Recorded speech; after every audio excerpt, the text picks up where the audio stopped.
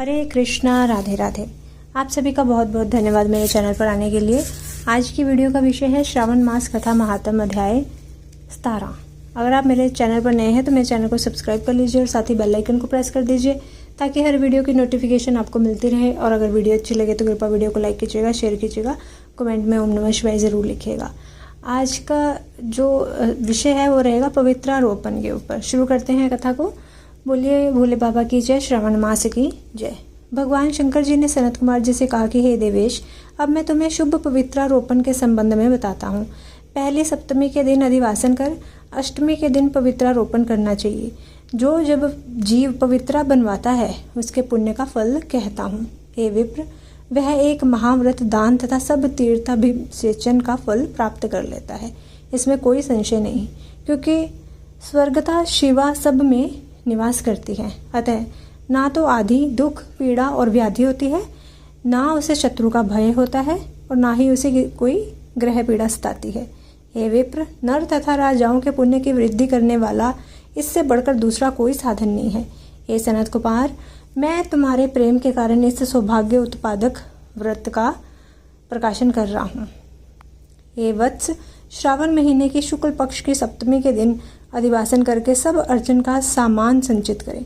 देवी के प्रति उत्तम युक्ति द्वारा गंध, पुष्प, फल आदि सब पूजन सामग्री लेकर उनके अनेक तरह के नैवेद्य, वस्त्र, आभरण आदि एकत्रित करें। फिर पवित्रा निर्माण करके पंचगव्य प्राशन करना चाहिए।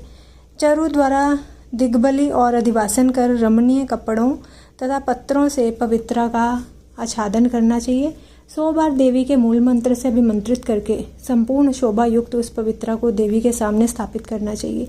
देवी के लिए सुंदर मंडप बनवाकर रात को जागना चाहिए। उसके सामने नट, नर्तक, गायक आदि के कुशल विधि गणों द्वारा नृत्य, विद्या विशारद, वाद, गीत इत्यादि का आयोजन करना चाहिए। अगले दिन प्रातःकाल स्नान करके दिशाओं में बलि देनी चाहिए। विधिवत देवी का अर्चन करने के बाद स्त्रियों तथा द्विजों को भोजन करवाना चाहिए और दक्षिणा देनी चाहिए। हे सनत कुमार, यथाशक्ति नियमों का पालन कर राजा को स्त्री, जुआ, शिकार और मांस का बड़ी दृढ़ता के साथ त्याग करना चाहिए। द्विज तथा आचार्य को स्वाध्याय का, वैश्य को खेती और व्यापार का कार्य 5-7 दिन बिल्कुल ना करना चाहिए। ऐसा ना कर सके तो केवल 3, 1 या आधा दिन अपना कारोबार बंद करके केवल देवी के ध्यान में अपने मन को लगाना चाहिए। जो ज्ञानी सविधि पवित्रारोपण नहीं करता है, हे वत्स, उसके पूरे वर्ष भर अर्चन निष्फल जाता है।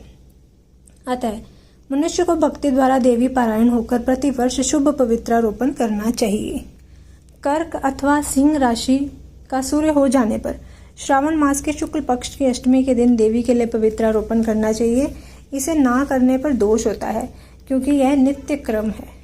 श्री सनत कुमार ने कहा कि हे महादेव, आपने जो पवित्रारोपण कहा है, हे प्रभु, उसके निर्माण की विधि ठीक तरह से मुझे बतलाइए। भगवान शंकर जी ने कहा कि हे वत्स, रेशमी वस्त्र, कुश या कांस से निर्मित या ब्राह्मणी द्वारा रुई से सूत कताना चाहिए। सूत्रों को त्रिगुण कर पुनः त्रिगुणित करके उनकी 360 संख्या होनी चाहिए। 360 सूतों को उत्तम, 270 को मध्यम और 180 सूतों को अधम कहा है। 100 ग्रंथि का उत्तम, 50 ग्रंथि का मध्यम और 16 ग्रंथि का पवित्रा कनिष्ठ होता है, या 6, 3, 4, 2, 12, 24, 12, 8 ग्रंथि का कनिष्ठ पवित्र होता है। देवी प्रतिमा की नाभि तक सीमित पवित्रा कनिष्ठ, जांग तक मध्यम, जानु तक की पवित्रा उत्तम होती है। उस पवित्रा की सब गांठों को केसर से रंगना चाहिए और सर्वतोभद्र वेदी पर देवी का अर्चन करके देवी के सामने कलश या बांस पत्र पर पवित्रा रखनी चाहिए। 3 सूत्रों में ब्रह्मा, विष्णु और शंकर का आवाहन करना चाहिए। 9 सूत्रों में ओंकार, सोम, वहनी, नाग, चंद्र, रवि, ईश और विश्वदेव का आवाहन पूर्वक स्थापन करना चाहिए। अब मैं ग्रंथियों में देवों के स्थापन की विधि कहूँगा, तनिक ध्यानपूर्वक सुनो। किर्या, पौर्षी, वीरा, विजया, अपराजिता, मनोमणि, जया, भद्रा, मुक्ति और ईशा, इन नामों में के आदि में प्रणव लगाकर ग्रंथि संख्या के अनुसार आवर्ती करके वाहन तथा चंदन आदि से अर्चन करना चाहिए। धूप देकर प्रणव द्वारा अभिमंत्रित कर देवी को पवित्रारोपण का विधान मैंने तुमसे कहा है।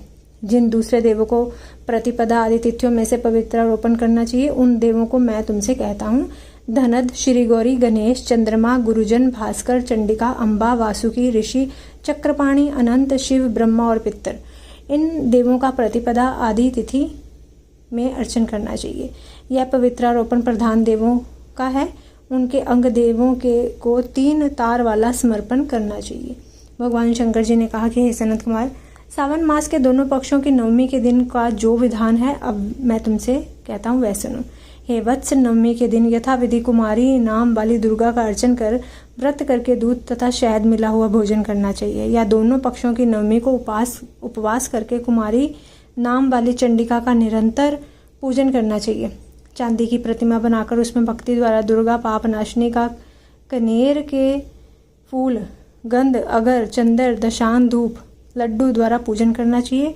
कुमारी को भोजन करवाकर भक्ति से ब्राह्मण और ब्राह्मणियों को भोजन करवाना चाहिए। फिर मौन हो बिल्व पत्र पर भोजन करना चाहिए। जो मनुष्य उत्तम भक्ति द्वारा दुर्गा की पूजा करते हैं वह जहाँ निवास करते हैं उसी परमोत्तम लोक को जाते हैं। हे विपेंद्र, मैंने तुमसे यह नवमी का विधान कहा है। यह प्राणियों के सब पापों को नष्ट करने वाला, पुत्र पौत्र आदि की वृद्धि करने वाला, सब संपत्तियों को देने वाला और अंत में सद्गति देने वाला है। बोलिए श्रावण मास की जय, भोले बाबा की जय। अब मिलती हूँ अपनी अगली वीडियो के साथ। तब तक के लिए सभी को हरे कृष्णा, राधे राधे।